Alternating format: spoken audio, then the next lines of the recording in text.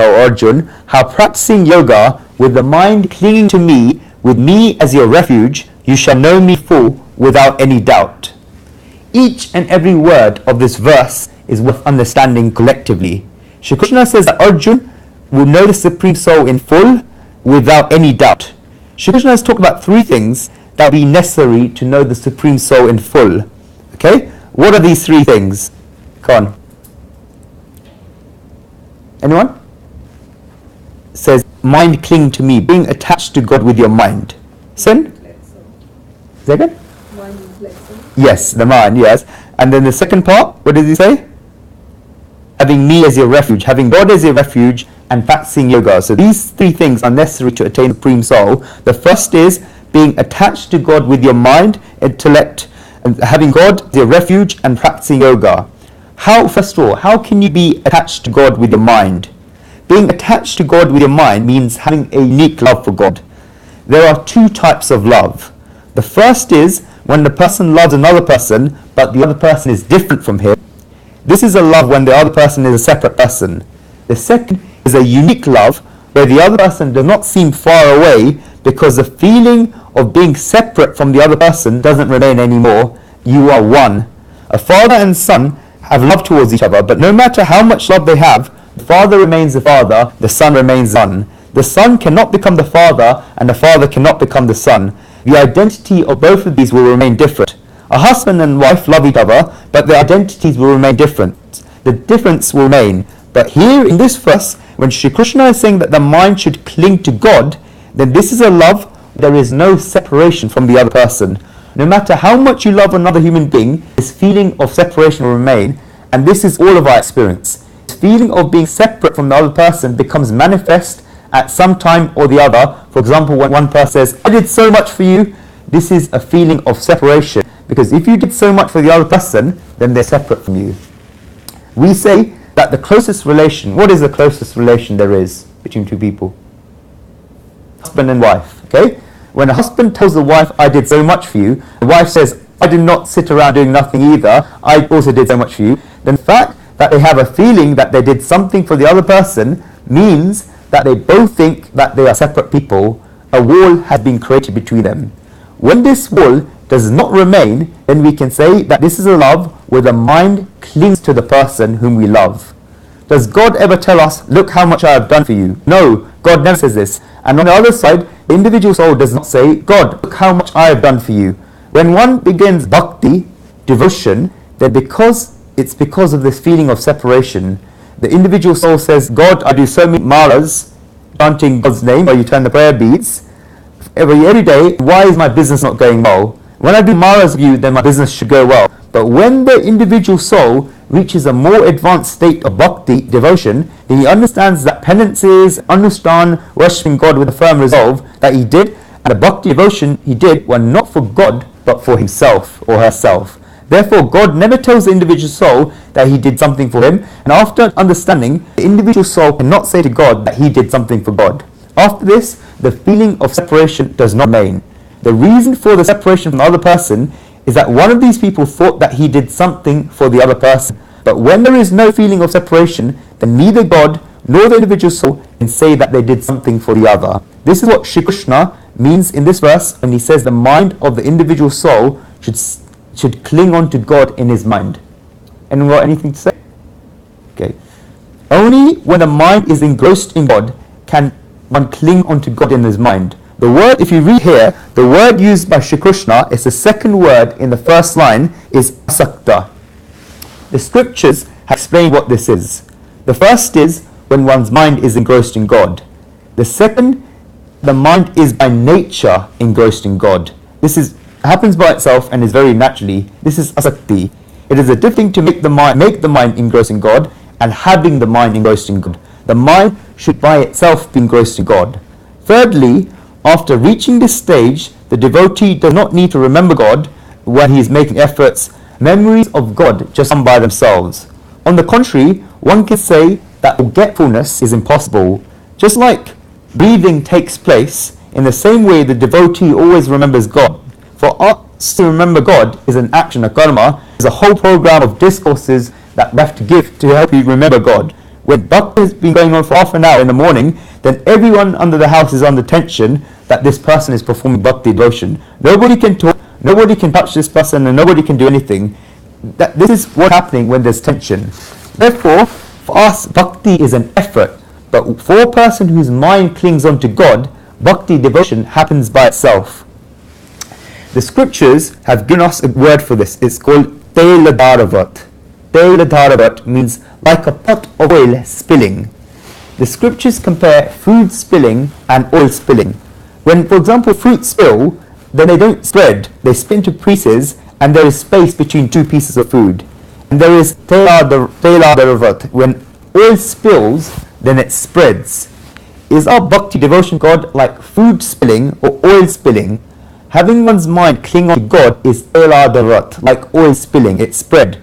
The reason why one has this bhakti devotion is because one's attachment to objects such as words, appearances, smells, touch and taste, all of which are created and destroyed, go away, and his mind is clinging to God. When this fruit splits, its different parts are scattered, but this oil sticks together as one and separates. That's Teladharavat. In this world, when one does not hold on pleasures of the body, such as rest, respect, honor, name, fame, admiration, reputation, and all of these go away, and at the same time one doesn't have any attraction whatsoever to material enjoyments of heaven and such a world, then such a person has his mind clinging to God. Therefore, it is necessary, in order to have one's mind clinging to God, one should not be under the clutches of the material enjoyments of this world and of heaven. The person should only be attached to the Supreme Soul. Does anyone know how can one be like this? Anyone have any ideas? Okay, first of all, a person, start right from the beginning, a person should have a firm resolve and an eagerness in his heart.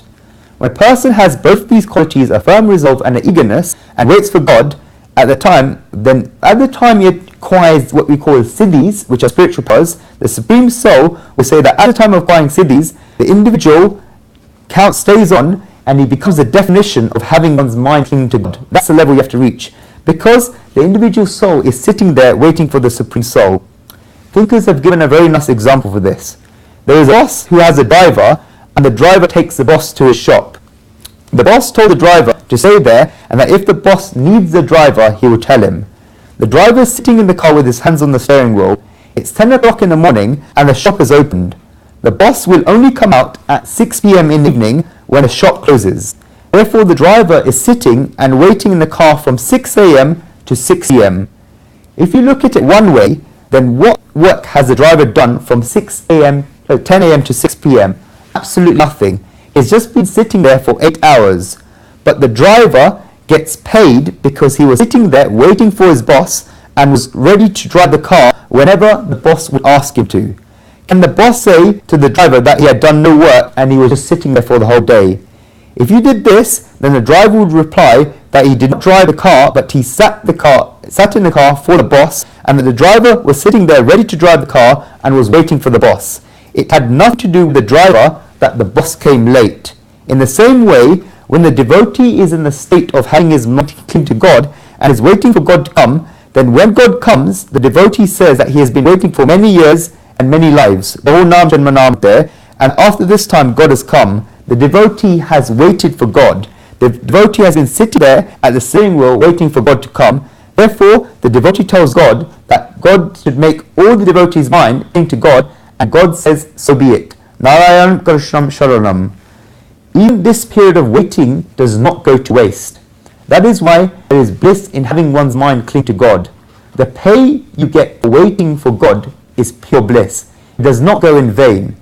But when does one understand this? It is only when one acquires siddhis, spiritual powers. Therefore, in having one's mind clinging to God, one should have patience at the time of walking off when one has to make efforts.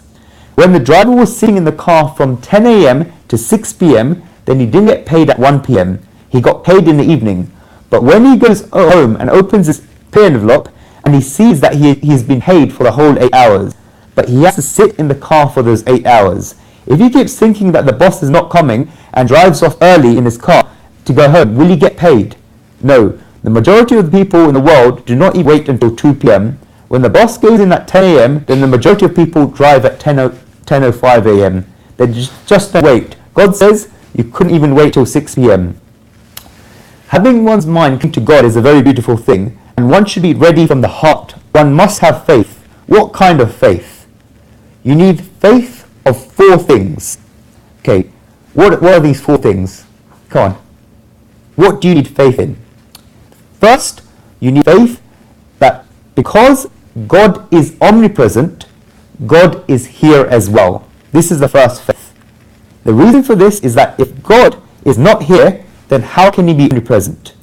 Then we would not be able to call him omnipresent. But if God is omnipresent, that is why he's here. This is the first faith we should have.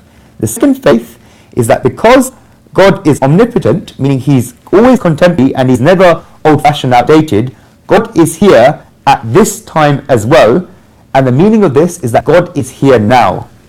One should have this faith because if God were not here today, then how can we call God omnipotent? He is here and he is now. The third faith is that because God is in every being, he is also in you. This is because if he were not in you, then you would not be able to say that he is in every being. But he is in every being, and therefore he is also in you. The fourth faith is that because God belongs to everyone, he also belongs to you. This is because if he did not belong to you, then we won't be able to say that God belongs to everyone.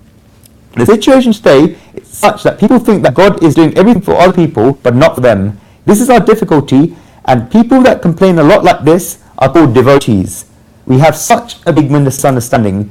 People keep complaining all the time whether God is looking at them and whether God is theirs or not. How can this complaint come about? God is everyone's and therefore he is yours, because if he was not yours, then he can't be called everyone's.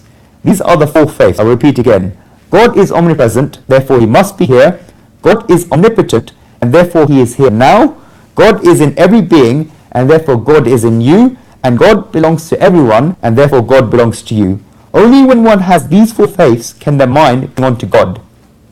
We must understand the difference of God just being in you and God being yours. What's the difference between God being in you and God being yours?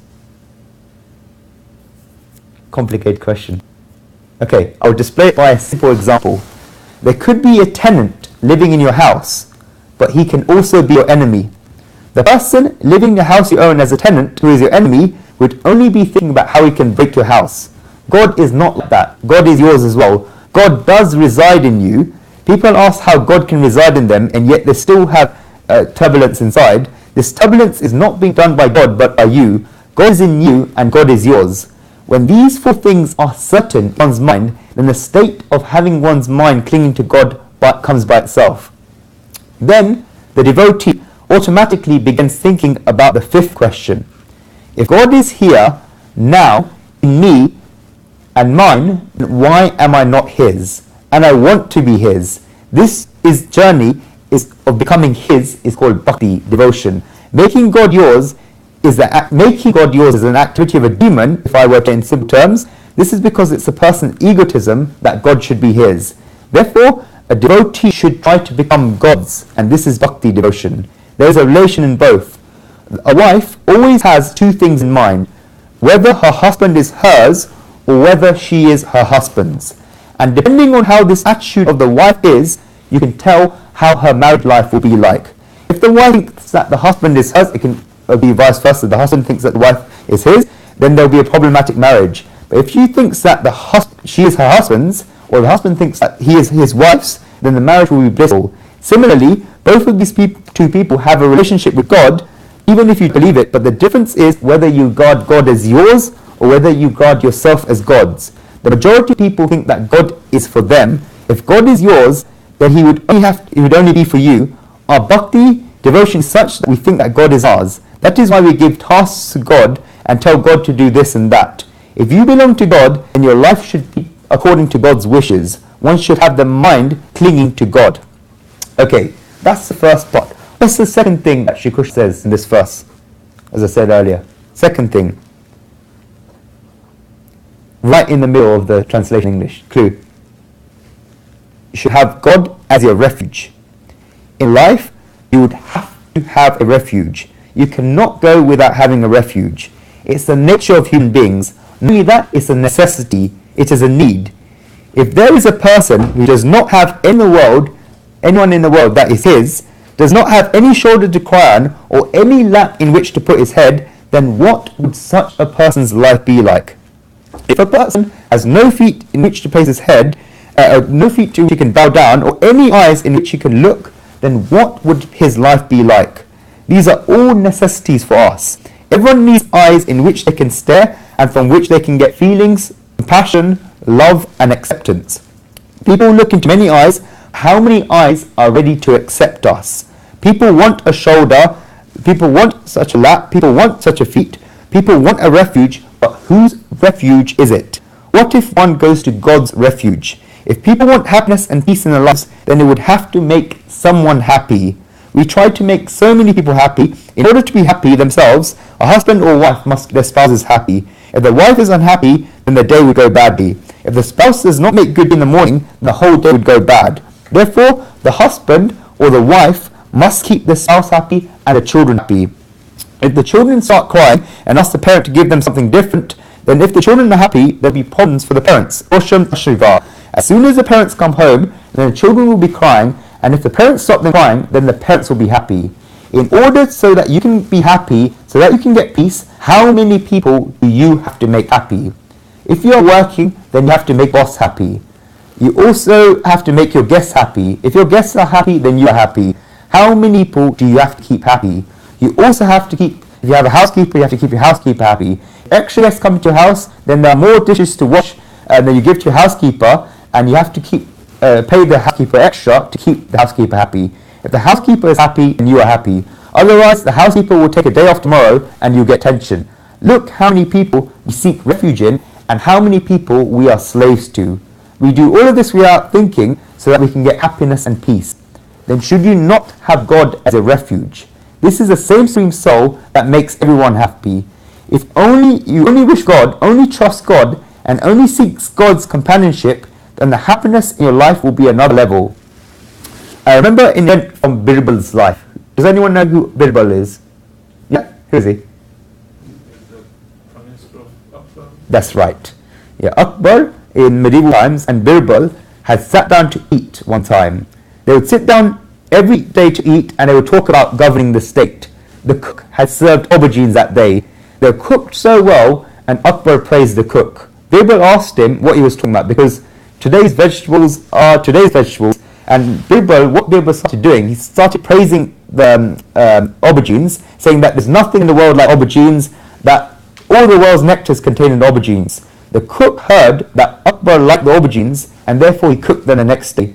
Akbar said he liked it again, and Birbal said again, there's nothing in the world like aubergines, and everything else is rubbish. Birbal said that aubergines are the only good vegetables in the world, and all other vegetables are rubbish. The cook heard this, and also made aubergines the next day, the fourth day, the fifth day, and the sixth day.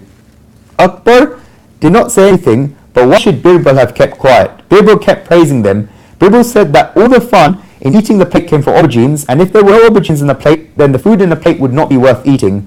Birbal said that with aubergines, the meal would be incomplete. The cook heard this again. On the seventh day, when the aubergines came, then Akbar got angry. He asked why aubergines were made that day as well, and why the cook was not making anything else. He looked at Birbal and asked why they're being made every day, and Birbal then began calling aubergines poison and said that one should spit them out. Birbal said aubergines spoil the food. Akbar asked Birbal why ever until now he had said aubergines were the king of all vegetables, and now he's calling them poison after Akbar criticized them. Birbal gave a very nice answer. Birbal said that he was his servant and not the aubergine's servant, and therefore he would do as he said. If Akbar said the aubergines were nice, then he will also say they're nice. And if Akbar said the aubergines are not nice, then he will also say they're not nice. What I'm trying to say is that who is your boss? Who have you made your boss? If you make people in the world your boss and try to make them happy, then you will be in Akbar's position. Who is your boss? Is God your boss? And are you taking refuge in God? That is why Shri Krishna says in this verse that one should have God as a refuge. If we look at it metaphysically, then a part of something is always attracted towards that something. Not only is a part of something attracted towards that something, but the part sees completeness in that something from which it has been separated. The part cannot live without that thing that it has been separated from. When a child finds out that it is a part of its mother, then it just sticks onto its mother and only likes living with its mother. If the mother goes slightly far away, then the child gets sad and starts crying. It is the nature of the part to stick with the thing that it has been separated from. The part does not wish to be separated from that which it came from. Not only that, but the part searches for that from which it has been separated. As soon as a young child wakes up and opens his eyes, then he thinks about where his mother is. The part always looks for the thing from which it has been separated. Then why do we not search for the Supreme Soul? There is a reason for this. Does anyone know why we still don't search for the Supreme Soul? Okay, so? Attachment, exactly. That which we call me is created out of two things. Attachment comes naturally from the ego. The first question that we ask is, who am I? This is I or me. This is created out of two things. The first thing is the body, and the second thing is the individual soul. When these two meet, then the I or the me are created. Spiritualists say that you cannot call just the body I or me. If there are the body without the individual soul and without consciousness, then that cannot be the I or the me. As soon as the consciousness goes away, then the same body that was garlanded with flowers is placed in the fire during the funeral. This is because the I and me cannot be a body without the individual soul. If the individual soul goes away, then the I or the me goes away. At the same time, if one is just consciousness and the individual soul, then the I and the me also doesn't remain. This is because your consciousness has no ego. And if there is no ego, then there is no I and no me. Therefore, only when the individual soul and the body combine does the box of I and me become created. Now, the difference is that between the body, the part of nature, body and the soul is a part of nature. Body is part of nature and part of matter. It is a part of the material world. The body has been created out of the five elements. Anyone know what the five elements are? Earth, water, fire, wind, and ether. Yeah, and okay, these are five. We'll go into them in next class in detail. On the other hand, the individual soul is a part of the Supreme Soul. Therefore, these two parts of the body and the individual soul are different.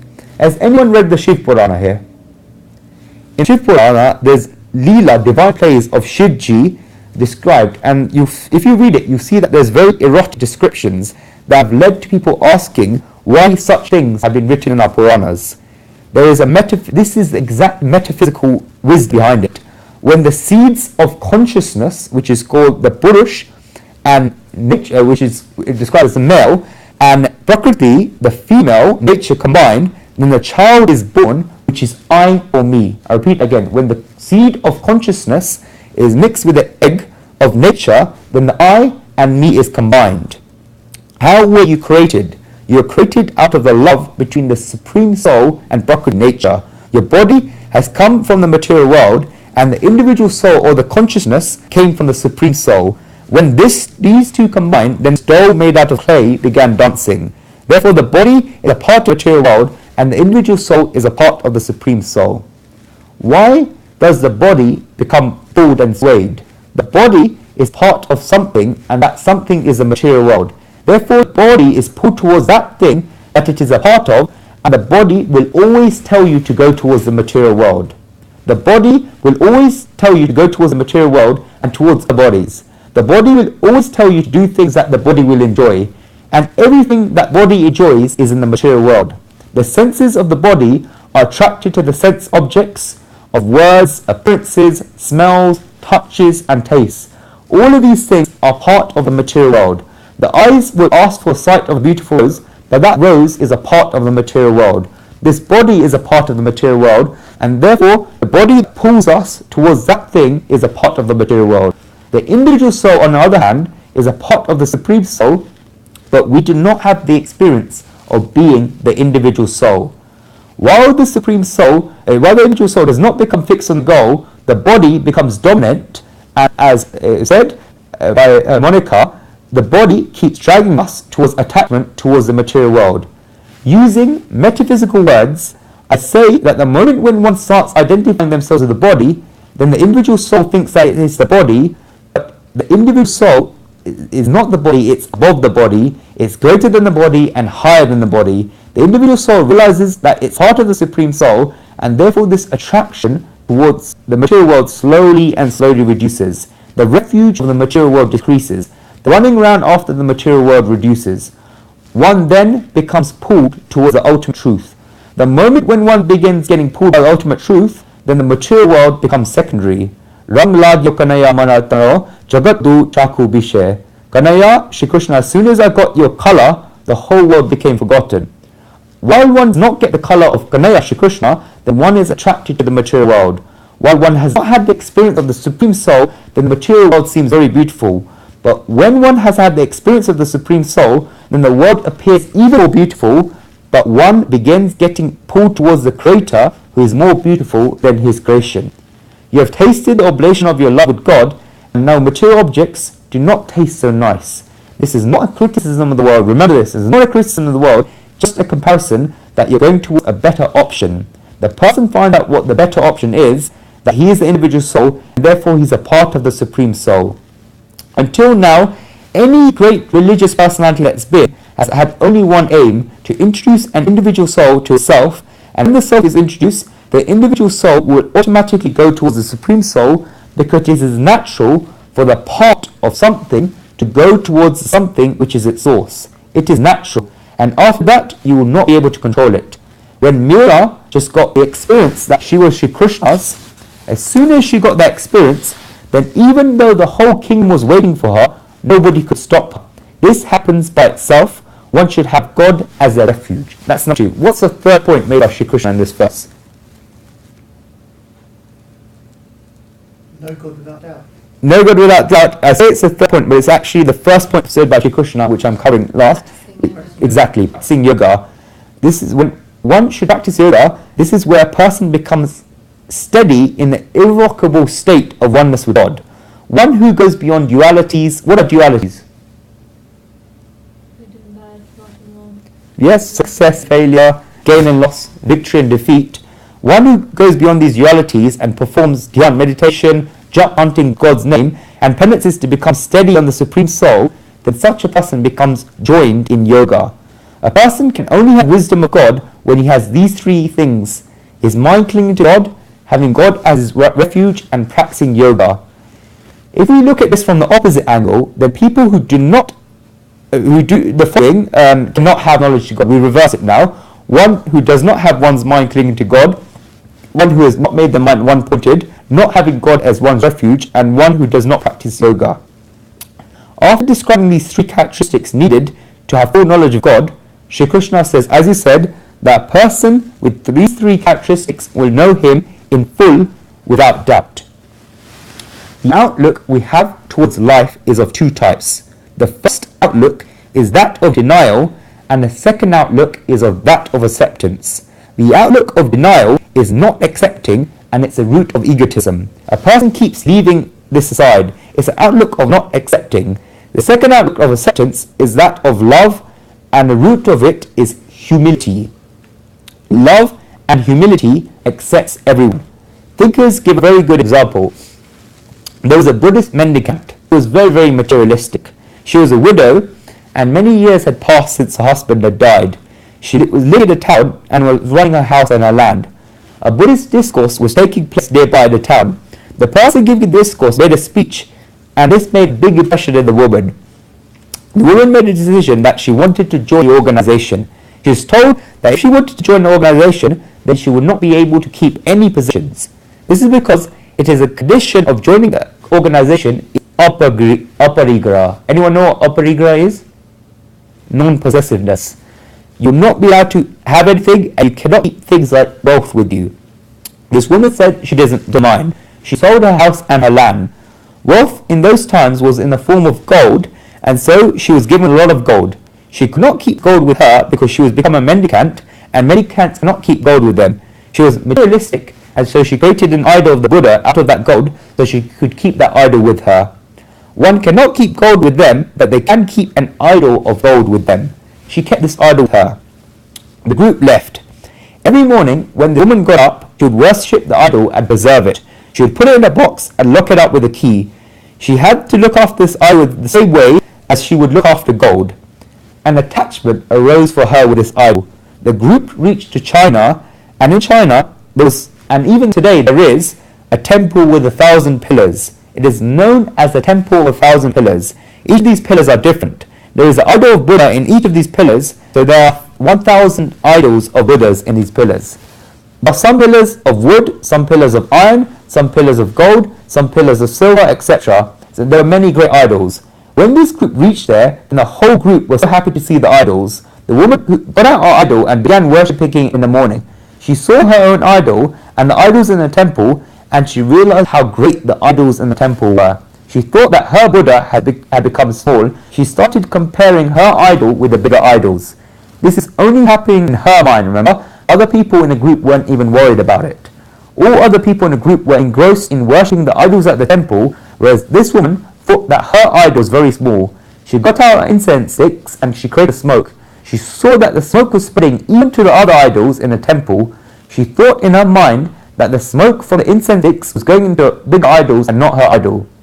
She thought that her smoke should only go to her idol. She thought about how she could do this. She created a tube of paper, put one side on the incense sticks and the other side on the idol. She thought that the smoke that comes from the incense sticks should only go to her idol, nowhere else. We laugh, but there's such mad people in the world, and there are even here today who think that about my God, my idol, and everything happened to me. She put the tubes there. Because she left the tube between the incense sticks and her idol for half an hour, the face of her idol, the Buddha, went black. This woman began crying that her God had become all black. When a person compares idols like this, then the face of the Supreme Soul in reality does go black. We may not be able to see this, but God becomes sad that He has not created His divisions, yet the person has soul in Him. Because the face of the Buddha idol went black, the woman started crying. Everyone crowded around to see what was happening. They asked what happened, and she said that the face of her idol had gone black.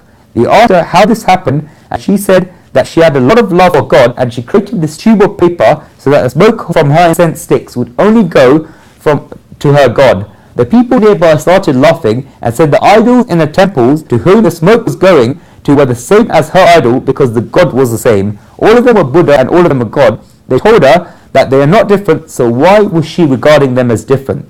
This is the type of love that she regards her idol as separate. In reality, love should be such that the other person does not feel separate. It cannot separate at all. Does anyone understand the meaning of the word Advaita in Vedanta? Advaita. It means, it's a word worth understanding. It means that there is no other person and no separation. As Monica identified, Dvaita dualities means when there's separation. Advaita means no separation. It's split into two. Vait means the otherness, and is a negative prefix meaning no. So Advaita means that there is no otherness. One could have said one. Why does one have to say Advaita, no otherness? The reason why we cannot say one is because the other can be seen, and the person thinks as if another person is there. The person thinks that there is a separate person there. When there is this feeling of separation, that there's another person goes away, then the state that comes is Advaita, non-duality. Advaita is when the person accepts that there is an illusion that would make the other person appear as different, and yet gets rid of this feeling of otherness. The other person does not feel separate or different. When one does this, then the bliss that he has in his life is Advitya, which is unique. I often say that we are all fearing in life.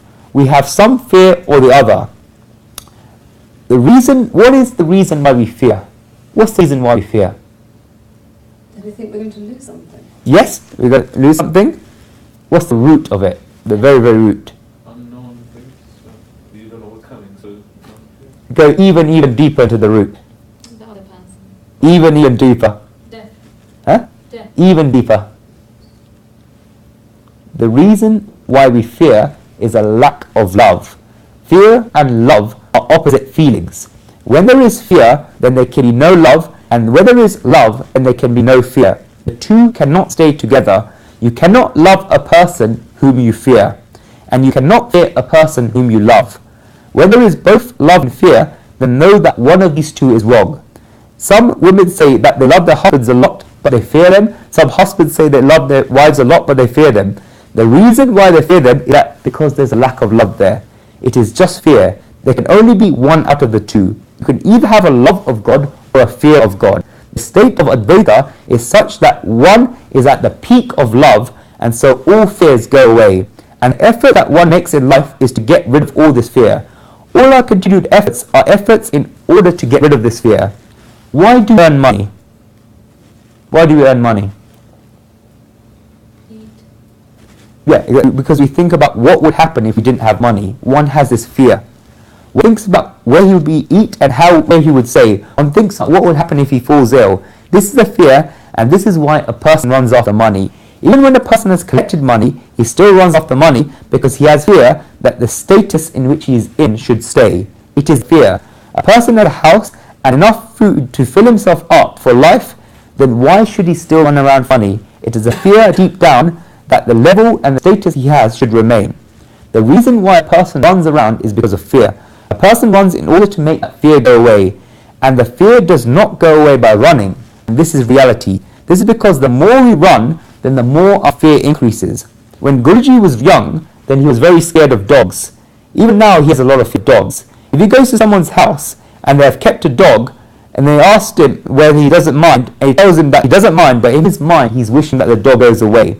Of course he minds, but these people are asking him whether he doesn't mind. When Guruji was young and scared of dogs, and even if a dog barked a little, then he would run out of fear, particularly when he was in villages. Those who understand dogs will know that the more you run, then the more the dog will run after you. Then the elder explained to him that, son, a dog that barks does not bite you if you stand there in that same position. The more you run, then the more that dog will run after you. That became knowledge to him when he was young, but when he became older, he learned that the dog by the name of fear is exactly like that. The more you run away from this fear, then the more that this dog will run after you, and the more that you step to one side, then the fear will be finished. The reason for this is that what you actually fear. Who do you fear? Vedanta says that there is no other person, and my fear is always because of the other person. Therefore, I keep a fear of that which does not exist. How then can one come out of this fear? Anyone know? Okay, there are two ways of getting rid of this fear of the other person. Sorry? Chanting. That's at a deeper level, but we want instant results. So chanting sometimes immediately, we want instant results, okay? Instant results to get rid of fear. Okay, I'll give you an example from the West and from the East. Sir Winston Churchill was Britain's Prime Minister during the Second World War. He was a very prominent speaker. Britain was about to lose the war, and at that moment, Churchill became Prime Minister. He made such famous speeches. The sign of V for victory had been given by Churchill. The British population was so delighted the Second World War was won in the end. Churchill was a very famous speaker, and if you wanted to make a list of the best orators of the 20th century, then Churchill's name would definitely be on that list. Very, very prominent orator. Once Churchill was asked that when he would go up to make a speech on stage in front of thousands of people, then why did he not fear this? He was asked that if he felt stage fear, whether he felt stage fear, because stage fear is a very common phenomenon. If one person is staring at you, then you feel cautious. If you're traveling on a train and a person sitting opposite you keeps looking at you up and down non-stop, then even if he does it for 2 minutes, then you think, why is he staring at you? You just start adjusting your clothes and see whether you've worn your shoes properly, not the wrong way around. You let the other person, and then within seconds you look at the window again. If two eyes of one person is staring at you and you feel conscious, Churchill was asked if he felt a fear when so many people's 2 eyes were staring at him. Churchill replied that I used to feel a fear, but then I found a way out. When I go up to speak by the microphone on stage and all these people are watching me, and I look at these people and tell myself in my mind that there are so many fools. That's what he says. Then he begins to speak thinking that they are all fools, then they're obviously going to just listen to him rather than going away. Churchill of the West considered people as fools in order to get rid of the fear of the other person out of his mind. Okay, now the example from the East. The same question was asked to Swami Vivekananda, a rishi from the East.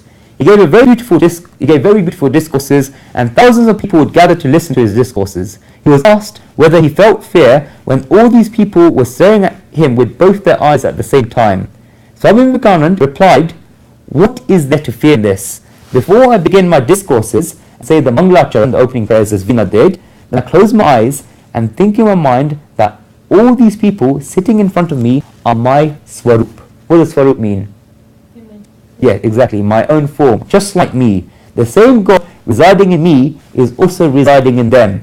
I am in them and they are in me. They are my extension. Then I begin to give my discourse. Am I talking to, if I'm talking to myself, then what have I got to fear? There is no other person, it is just me. When a person is singing alone in front of a bathroom mirror, then does she fear singing in front of herself? No, she sings at the top of her voice. The reason for this is that she is singing and she is listening.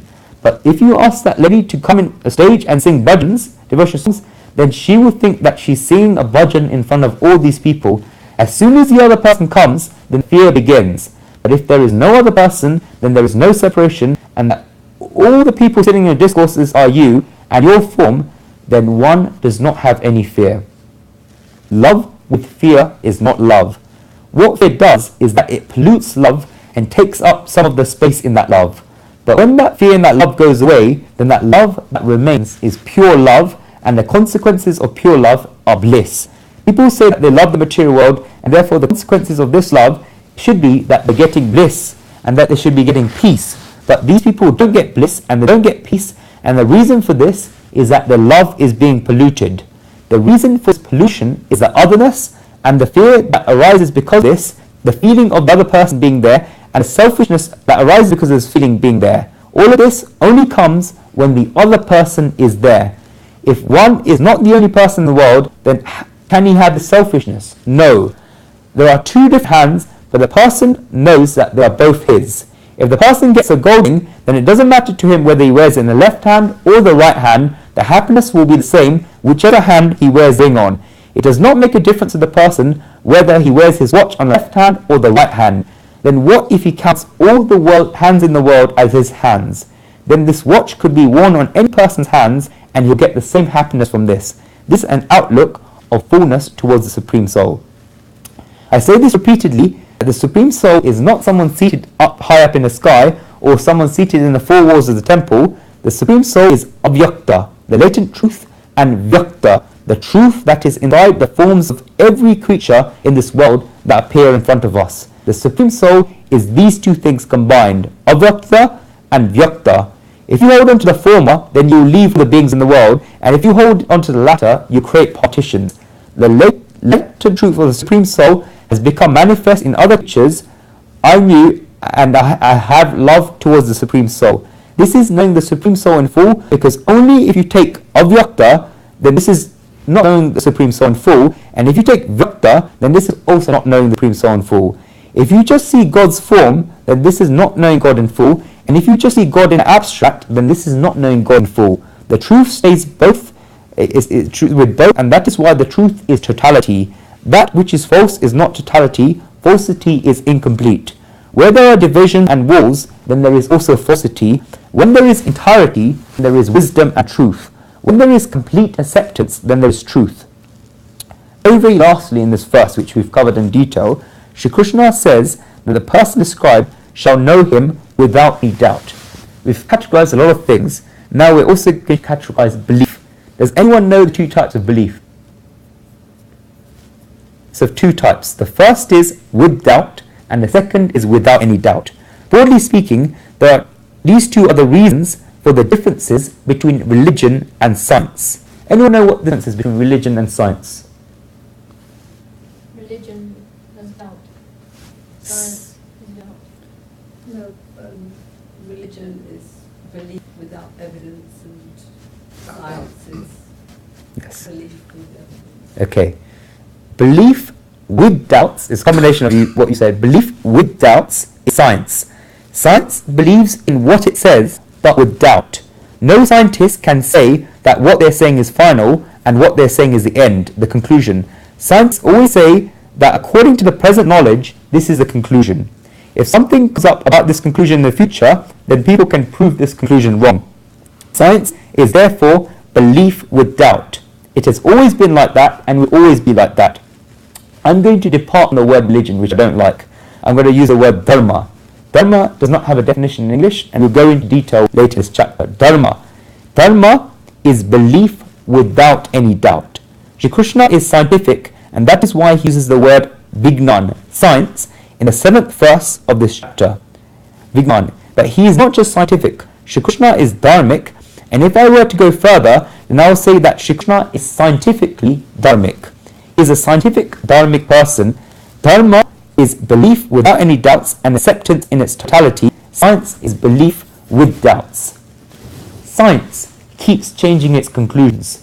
One who has studied science will know that 500 years ago, scientists said that the world was flat, but then Galileo and Copernicus came and proved that the world is round, or spherical. Newton also proved that the world is spherical, but Galileo had to change his theory in order so he could live, because the church threatened him, saying that in the Bible it says that the world is flat, so how can you say that the world is spherical? The church said that they would punish him, and Galileo had to change his theory. Newton proved it beyond doubt that the world is spherical. In the middle of the 20th century, America sent astronauts in space and onto the moon. These astronauts took pictures of the Earth from space, so there was no doubt that the Earth was spherical. Therefore, throughout all these years, science changed its conclusion. Even after the conclusion was made that the Earth was spherical, it was proved that the Earth is not completely spherical, but it is like an orange, whereas it's squashed on both sides. It is slightly wider at the equator.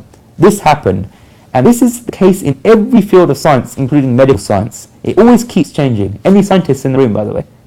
Okay, easy job for me. We all have love for others, but every person considers himself a doctor. We always give other people health advice, and we never give back from giving the advice. And people like talking about the subject of the body and fitness so much. Guru stays with so many families that he's heard so much on this topic, and so many people think about it. He used to drink milk, and a person told him not to drink milk because dairy products are the worst. He convinced him through arguments that he shouldn't take dairy products, and he stopped drinking milk. He told him, if you go aside from humans, then does any animal drink milk? When cows give birth to calves, then the milk from the cow is for calves, and it's not for humans. And the calf drinks its mother's milk for a while, and then even the calf stops drinking this milk. When the calf begins to stand on its 2 feet, then the calf does not drink its mother's milk. Why then does a person need to drink milk for 50 or 60 years? This is such a good argument. Until the calf needs it, God has created the facility so that the mother cow creates milk for the calf. The fact that no milk is produced after this means that the calf has no need for the milk after this. The calf drinks milk for 5 to 6 years and it is fine, but after the calf has no need for milk. And all these problems that people have are as a result of milk. We do not need dairy products, and dairy products are harmful. And in the West, in America and Europe, people are discussing this topic in a lot of detail. Guruji held his ears and told him that it was right and he won't drink milk. He stopped drinking milk and therefore he will not drink tea or coffee. Guruji is a student of life, and if something is proved to him relating to the topic then he doesn't know about, then he begins experimenting with the idea. Then he met other people who told him that we must drink milk. They also give their advice and tell him that we cannot go without milk. They say that our Ayurveda and our medical science and our rishis say that we must drink milk. When someone mentions Indian culture, then you can't say anything against it. In Ayurveda, it says that milk is beyond compare. Milk has so many nutrients and one cannot go without milk. There's a very wonderful saying in Sanskrit, Vina gorasam goroso bhojanananam, Vina gorasam karoso bhupatinananam, Vina gorasam karoso kamininananam, Vina gorasam karoso panditananam, meaning, what is food without cow's juice, meaning milk? What is a king without strength? What is a beautiful woman with eyes? And what is a pandit, a wise person without a tongue? This saying shows the many different meanings of the word go, which is used in the name Govinda for Krishna. Go, the 4 meanings of go. Goras means cow's juice. The first line says, Vina gorasam karaso bhojananam. This means what is food without cow's juice? So in this line, go means cow's milk. There is no enjoyment of food without cow's milk. In the old days, whenever you ate, then milk was an inevitable item. It had to be there, for example, in yogurt or in melted butter. These could not be made without milk. They told him that he could not give up dairy products, so he started having them again. Then someone else convincingly said that you should not drink goat's milk, because if we drink goat's milk, then you become like a goat. And you don't want to become like goats because cows are pure. Then he kept cow's milk. What I mean to say is that science is belief with doubts. Science does not hold into its decisions as final, and a true scientist cannot do so. A true scientist always says, to the best of my knowledge, this is what science is like. Dharma, on the other hand, is belief without any doubt. the principles that Dharma wrote about 5,000 years ago or 10,000 years ago still apply and stay the same today, no matter how much times change, no matter how customs change, no matter how people change, no matter how attitudes change. There is a reason for this. Science tries to bring truth within its own grasp, whereas Dharma goes and stands within the grasp of truth. If you get someone and bring them within your own grasp, then that person can slip out of your hands and run away at any time. But if you go and stand within that person's grasp, then that strength has increased. Consider that there are three people, person A, person B, and person C. If persons B and C makes effort so that person A can come within their grasp, then the person who is the stronger will be able to pull person A towards them. If person B is stronger, then person A will fall under his grasp, and then if person C then pulls harder, after half an hour, then person A will now be under person C's grasp. Both persons B and C will experience a sense of imbalance. But persons B and C decide that they will not try to bring person A within their grasp, and they decide they want to go within the grasp of person A, then they go and stand by person A, then person A is steady because the truth is steady, and persons B and C came to the decision. So not only did the truth become stronger, but the strength of truth became the strength of persons B and C. Sooner or later, persons B and C will be convinced of the truth, and so will not try to bring the truth within the grasp, but will come within the grasp of truth. This way, the grasp of truth will become stronger. And when persons B and C come within the grasp of truth, then they do not have any doubts. In science, one scientist says something and comes forward, the second scientist says something comes forward, and the third scientist says something else. This is because each of these people are trying to bring the truth within their grasp. In Dharma, on the other hand, there is a feeling of surrender. A person surrenders himself to the truth that is Dharma. In Indian culture, we used to see the effects of wisdom in ancient times, and we used to talk about things we did with wisdom. Now the world asks us, you're talking about your rich culture, you're talking about your Vedas, your Upanishads, your Gita, yet look at India today. You can't see anything. Why is there more corruption, population, problems, poverty, and all other problems in India than anywhere else? There is a reason behind this. In the last 1,000, 1,100 years, 1,200 years, the difference between the knowledge that India had and the people who Indian people ran after is increasing. The system of education is changing. We listen to the Upanishads, but we don't live the Upanishads. We listen to the Gita, but we don't live the Gita. There was a time in India where men and women lived the Gita. There was a time when people were listening to the Upanishads. Now the system of education is changing. The education that we're getting today is that of doubt and confusion. We are trained to doubt. And the more that a person doubts, the more society calls him an intellectual person. Who do you call an intellectual person? If there are 10 people sitting and discussing something, and none of these people yet agree, yet one of them says that he disagrees, then all of them says that this person who disagrees is an intellectual person, is a brilliant person. Doubting something has become a sign of an intellectual person, and we are trained. It is not that doubts have become wrong, but when a person keeps doubting things in order to demonstrate their intelligence, then people feel as if they have to find the solution to the doubt. That solution should take the person closer to truth. People start running after doubts. The mind becomes habitualized to creating doubts and confusions. The mind of Yudhishthira in the Mahabharata is just like this. That is why Yudhishthira is such a knowledgeable person, yet not only did he remain unhappy, but he also made other people unhappy, his other four brothers. This is a perfect example of the mind with doubts and hesitation. His knowledge was to such an extent, and the more knowledge he got, the more confusion there was. The problem with this, he thought that there's a problem with this and a problem with that. Such a person is always in confusion. Shri Krishna says here that true knowledge should be without doubt. Through doubt, science advances, you get technology, and you get the comforts of life, but there is no peace when there are doubts. That is why science has given us technology and material comforts, yet science cannot give us peace. This is because the path of science, the path of doubt. Secondly, while you wish to keep the activity of science going on, then you have to keep doubts alive. This is because as soon as doubts finish, then the book of science is closed. While doubts live, then science will also live. Dharma does not grab doubts by the throat. Dharma gives one the inspiration to go beyond doubts. And that is why there is peace in Dharma. Today's times are such that we cannot give up science altogether. We cannot give up science, technology and the material world to go and live in the jungle. What then should we do? One needs to have a balance. One should only use doubts when they are needed, and one should go beyond the rest of doubts. One should know how to switch on and how to switch off doubts. Only then can a person attain peace. This is what psychologists call the compartmentalization of the mind. Only then can a mind experience peace. We do not have compartments in our mind. When can there be peace in a house? Houses have wardrobes, drawers and cabinets, so clothes can go in some wardrobes, DVDs can go in some drawers, and the system is set. But this system does not last. In the drawer where there's DVDs of discourses, DVDs of films get put, and the drawer where there's DVDs of songs from films where DVDs of bhajans get put in. Now all the drawers are open, the items are placed randomly, and all the compartments are getting mixed up. So when people go on a pilgrimage and want DVDs of bhajans, devotional songs, or DVDs of discourses, they can't find them. The child says that he was watching these and he's put them in a drawer. There's a complete mix-up and confusion because all the drawers are open. Items switch from one drawer to another. Does this not lead to turbulence? Of course it does. This is what is happening in our minds. God has given us compartments in our minds. Our scriptures say, Dharma artha karma samaveva vya. Give your duty, your work, your worldly enjoyments the same amount of priority.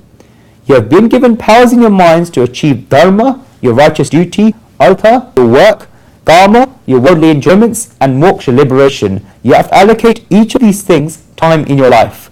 God has very nicely created these laws and has given them to us with respect to the time and respect to the subject. All these things had been given to us from God, but we put one thing from one drawer to another, another thing from another drawer to another. We have put items from our rashram, which is our worldly life, compartment, into our brahmachari, which is our student life and discipline compartment, and we have put items from our brahmachari student life and vanaprashastram, retirement for worldly life compartment, into our rashashtra, worldly life compartment.